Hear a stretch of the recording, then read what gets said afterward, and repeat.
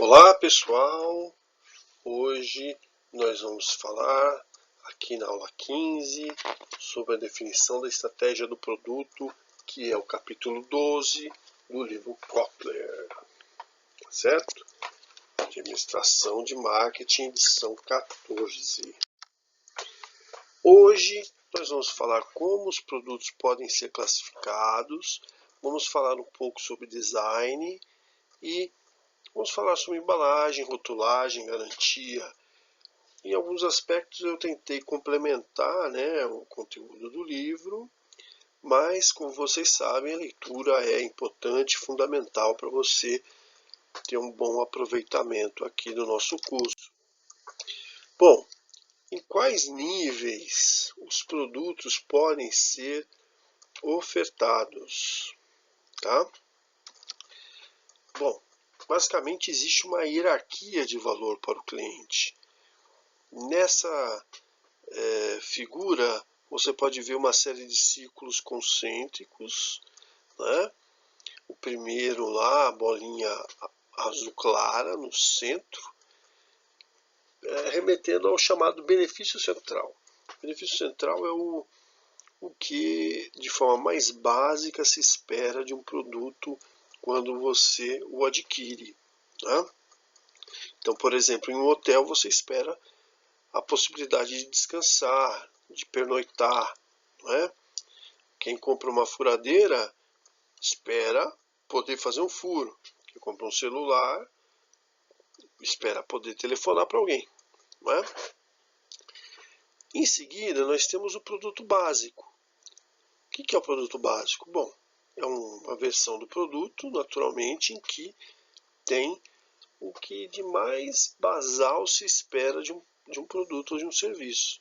Então, num hotel, poxa vida, você comprou, você quer descanso, quer pernoite, né, o benefício central, então você espera que pelo menos tenha uma cama, um banheiro, toalha, um básico, que todo quarto onde uma pessoa vai pernoitar tem que ter, tá? Depois nós temos o produto esperado. Agora é a bolinha avermelhada, como você vê aí na figura, né? Então, no produto esperado é o seguinte: se você vai adquirir um hotel para pernoitar, o que você espera? Ou seja, o que além do básico se espera que tenha em um hotel normalmente, né? Então, pode ser a condição mínima de limpeza, não é? Toalhas limpas, eventualmente a cama arrumada, né? Não é o básico, porque afinal de contas pode-se até dizer que deixando as roupas de cama ali, uma pessoa poderia se virar, na verdade. Mas é esperado que quando você chega no hotel ele já está limpo, com roupa de cama, tudo no jeito para alguém poder usar. Esse é o produto esperado, não é? Depois disso nós temos o produto ampliado, né? É a bola cinza. Olha, ele tem tudo o que tinha antes no esperado e no básico e no benefício central, só que com um pouco a mais. Excede agora a expectativa mais básica aí do cliente. É aquele algo a mais, não é? Uma coisinha extra. É onde as empresas tentam encantar o cliente, por exemplo, com café incluído, café bom, eventualmente um desconto, ou quem sabe há hotéis que pesquisam quais são as revistas que a pessoa que vai se hospedar gosta antes da pessoa chegar e colocam essas revistas no quarto, né? Isso é uma maneira de encantar, de fazer algo diferente, é o produto ampliado.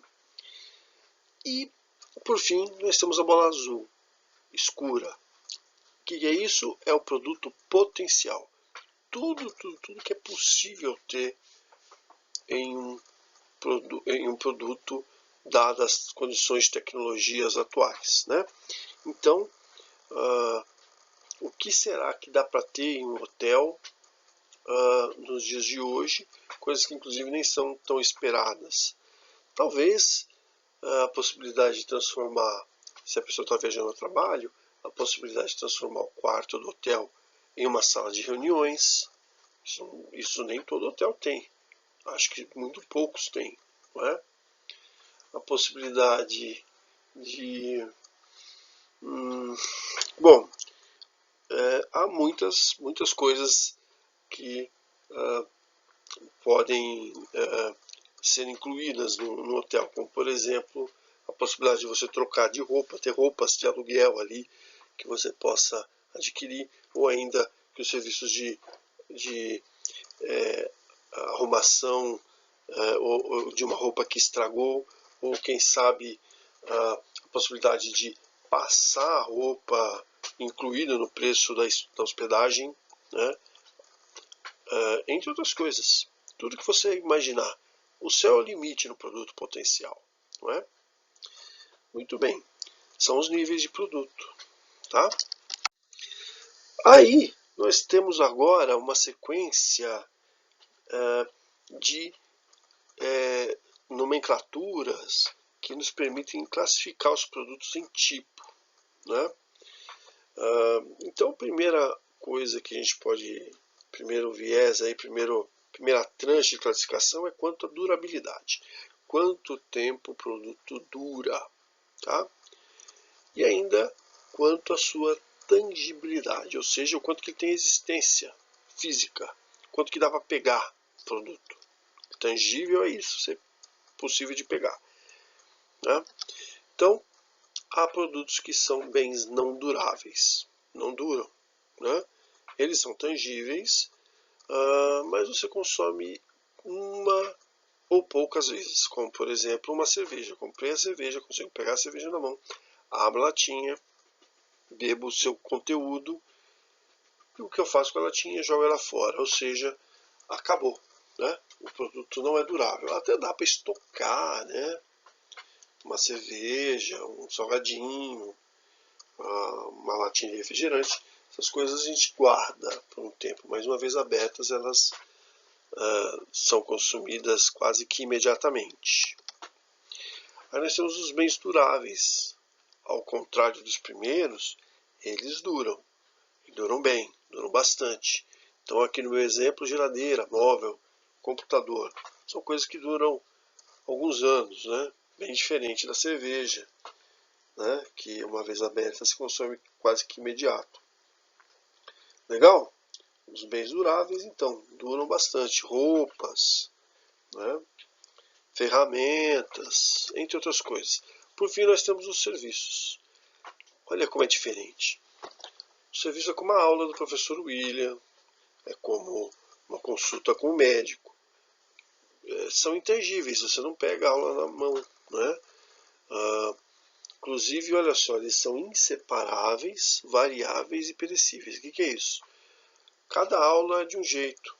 Você que está aqui na minha segunda aula já deve ter percebido algumas diferenças da aula da professora Denise. Né? Então, as aulas são variáveis. Uma mesma aula com o mesmo conteúdo vai ter, sei lá, um slide diferente, um jeito de abordar o assunto, um exemplo, coisas que diferem. Né? E são perecíveis, porque tem tempo específico para acontecer. A consulta só acontece no horário da consulta, o show só naquele horário, e assim por diante. Né? Então, os serviços são intangíveis, são inseparáveis, são variáveis e são perecíveis. Não falei da inseparabilidade, né? Você precisa de um prestador de serviço para ter acesso ao serviço. Por exemplo, não há corte de cabelo possível sem o cabeleireiro. Não é? Então, essa é uma característica dos serviços. Muito bem, outra forma de classificar é quanto aos diferentes tipos de bens de consumo. Tá certo? Os bens não duráveis, que a gente viu na outra classificação, costumam ser bens de consumo, coisas que a gente consome na hora, tá certo?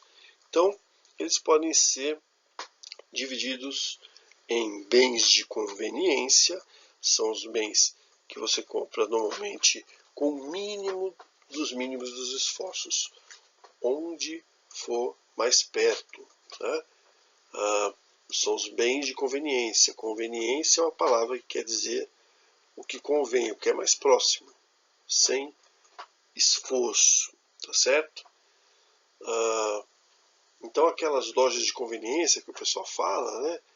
Elas são de conveniência porque convém a quem passa de carro ali para abastecer já ir até ali e consumir alguma coisa. Os bens de conveniência são normalmente vendidos em lojas de conveniência, que não exatamente essas lojas que tem dentro dos postos de gasolina. São as lojas próximas de casa, as lojas de bairro, tá certo? Aquela em que estiver mais fácil o acesso. Aí nós temos os bens de compra comparada. Aqui já começa a ficar um pouco mais complexo, né? Porque esses produtos são comprados em locais especiais, lojas que permitem a comparação, por isso que chama bens de compra comparada. Por exemplo, comprar um móvel, poxa, é legal ver todos os móveis, normalmente a ida à loja é importante, normalmente os produtos têm um valor mais alto, né? Então a gente está falando aí de comprar um carro, a gente está falando aí de comprar um móvel, um sofá, um computador. Por fim, nós temos aí os bens de especialidade. São bens muito especiais. Ou seja, é o bem de compra comparada, só que num nível mais alto. Provavelmente o bem de luxo, um bem que envolve um esforço extra em você descobrir como é que ele funciona. Talvez uma roupa para uma ocasião especial, não é? O fato é que são produtos mais difíceis e que exigem um atendimento diferenciado, tá bom? E por último nós temos os chamados bens não procurados. Quem são eles? São os bens que as pessoas não procuram, como o nome já diz. Aqueles que as pessoas procuram, inclusive, evitar. É meio desagradável ter que ir atrás de um deles. Então, olha o exemplo. Jazigo. Né? Quem que sai por aí querendo comprar um lugar onde será enterrado? Né? Por mais que, sei lá, em tempos de pandemia, né, esse tipo de pensamento possa até surgir, mas não é uma coisa trivial, não é? Jazigo, lápides, nós podemos também falar em seguros de vida, né? Então, os vendedores têm que fazer grandes esforços para poder comercializar esse tipo de produto, né? É muito complicado. Muito bem, então vamos para a próxima classificação, né? Então, agora nós temos os chamados bens de consumo, que inclusive detalhei no slide anterior, não é? E os bens industriais, né? Os bens industriais são os produtos que são vendidos de empresa para empresa. São produtos que demandam um comprador especializado em compras, né? Alguém dedicado à tarefa de fazer compras em nome de uma empresa para adquiri-los. E nós podemos classificar em materiais e peças, são normalmente bens produzidos a granel, né, sem marca, né, ou se é marca, é muito mais uma marca que indica a região onde ele foi produzido, eventualmente alguma característica de produção, e menos uma marca realmente forte, né? Mas existem também, tá? Mas eu posso dizer para vocês que as marcas tendem a ser mais fortes nos bens de consumo. E nós temos depois os bens de capital, que aí nós estamos falando de máquinas, equipamentos, né? Coisas grandes que são usadas para produzir outras coisas. Então, sei lá, para produzir um livro você precisa da gráfica, né? E na gráfica nós temos equipamentos específicos para a impressão e encadenamento de livro, tá? É necessário comprar essas máquinas. Numa metalúrgica nós temos grandes máquinas que trabalham metal, eventualmente um forno onde vai ser derretido o metal. Tudo isso são bens de capital, né? São bens de capital. Exige um grande investimento para que eles sejam adquiridos e possam ser utilizados. E por fim nós temos aí suprimentos e serviços empresariais. Nós estamos falando de materiais de limpeza, por exemplo, ou quem sabe materiais que são utilizados na empresa, como por exemplo papel, né? Quem sabe caneta, né? Quando essas canetas eram importantes, né? Enfim, toda sorte de produtos que Então, os produtos podem ser também diferenciados em função de uma série de atributos. Os bens, quando eu digo bens, estou falando dos produtos, né? Podem ser diferenciados em função, por exemplo, da confiabilidade. Produtos de alta ou baixa confiabilidade, ou da durabilidade. Maior durabilidade, provavelmente maior preço. Menor durabilidade, um preço mais interessante, menor. O estilo, produtos com estilo mais moderno ou estilo mais clássico. O quanto que ele é adaptado para a pessoa, ou seja, o quanto que ele foi customizado, né? Ou a forma também adaptada à pessoa, né? O nível mais básico aí você tem os tênis e aqueles tamanhos padrão, né? 40, 41, 42, 38, 37, 35. São produtos que têm aí uma forma de ser, que são diferenciados pela forma, pelo tamanho que eles são construídos. Os serviços também, né? Então facilidade, produtos mais difíceis de serem feitos, mais fáceis. A facilidade de entrega também, né? Prazos de entrega, entrega longa, entrega curta, entrega ao vivo, entrega feita à distância, né? A instalação feita no local, feita em um lugar diferente. Treinamento, quanto que a gente vai treinar as pessoas que vão receber aquele serviço, ou ainda o nível de serviço que o prestador, o nível de treinamento que o prestador de serviço precisa ter, né? Quanto mais treinado, naturalmente, mais especial será o serviço. A orientação ao cliente, ou seja, um serviço customizado, como é o caso dos bens, né? Só que agora é um serviço feito sob medida. E por fim, a manutenção. O prestador de serviço se responsabiliza ou não pela manutenção que venha a ser necessária. Muito bem, o nosso livro também fala sobre o design, o quanto que design é importante para produtos. Posso dizer para vocês que né? Encontrar aquele formato que melhor se adequa à necessidade do cliente, né? Aquela cadeira que não deixa a pessoa sentir dor, o mouse que se adequa perfeitamente à mão, né? Na construção dos celulares, eu posso dizer para vocês que foi um longo pensamento, um longo período de tentativa e erro, até a pessoa descobrir formatos de celular que fossem mais,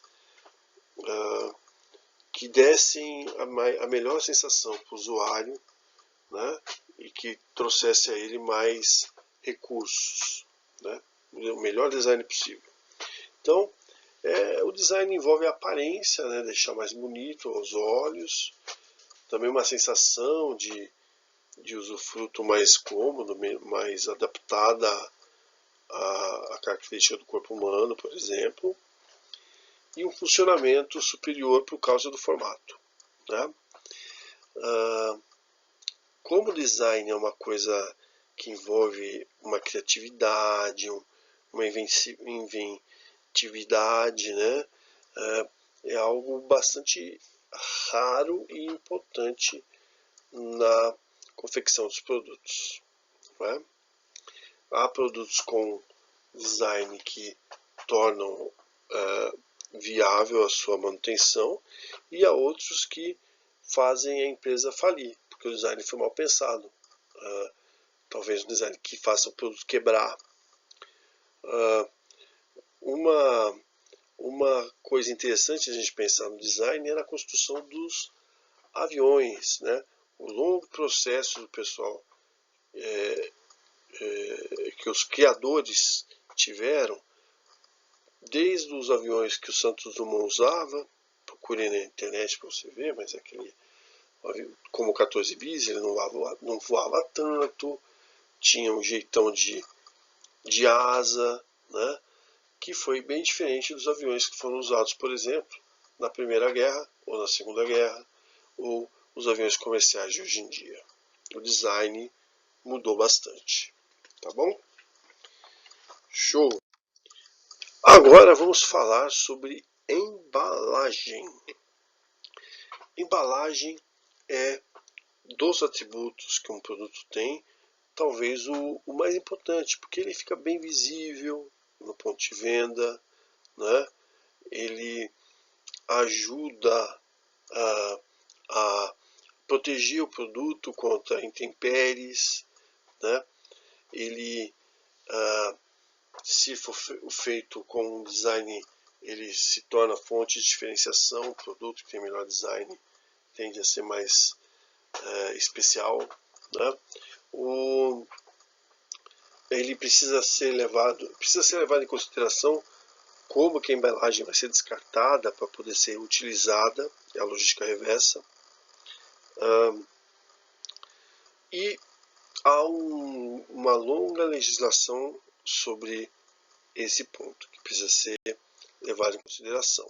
Então veja só, aqui eu tenho algumas embalagens bem conhecidas, né? Você pode identificar pelo rótulo, ou mesmo pelas cores, e note que na primeira figura, lá de cima, você tem 3 produtos da mesma família, né?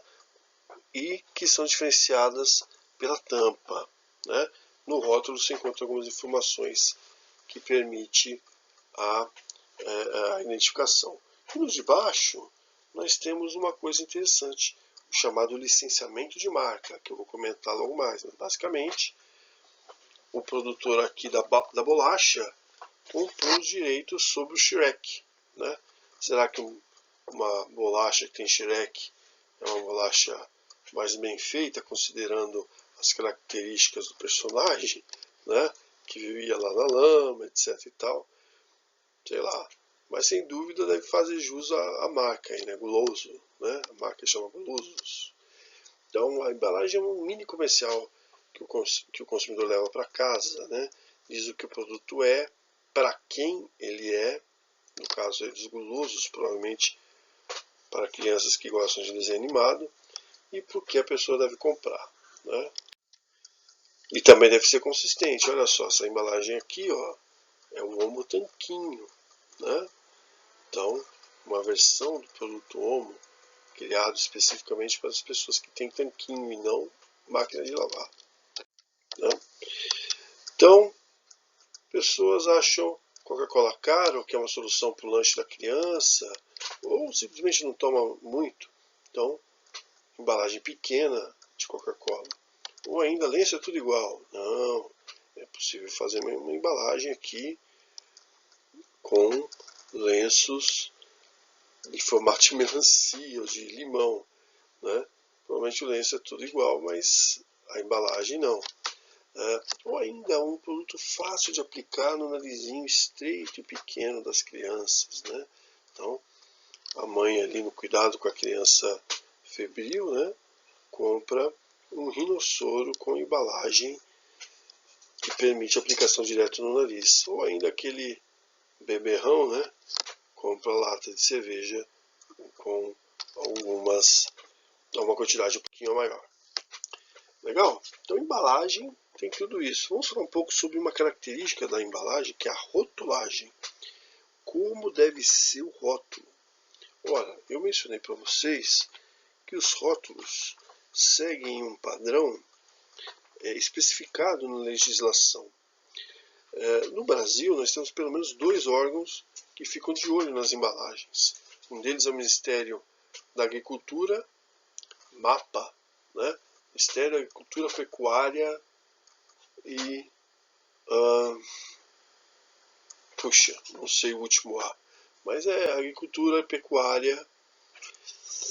Uau, eu deveria saber, me esqueci agora. Mas tudo bem, é o MAPA, né? E o outro é um órgão que está bem em voga hoje em dia, né? A Anvisa, a Agência Nacional de Vigilância Sanitária, né? A Anvisa e o MAPA, o Ministério da Agricultura, tem uma série de portarias, né? Especificando como que os rótulos de cada produto que você encontra devem ser construídos, né? Ninguém pode colocar nenhum produto alimentício à venda sem a liberação dessas entidades, né? Eles fiscalizam particularmente coisas como falsas alegações. O produto diz, por exemplo, que emagrece, mas não emagrece. Ou ainda, o produto óleo sem colesterol, né? Óleo, uma embalagem de óleo, a embalagem está lá escrita óleo sem colesterol, né? Então, todo óleo vegetal não tem colesterol, né? Então, ele prometeu uma coisa que não faz sentido, porque se todo óleo vegetal não tem colesterol, não faz sentido ele colocar, o produtor na embalagem de óleo, colocar que esse produto tem uma característica como essa.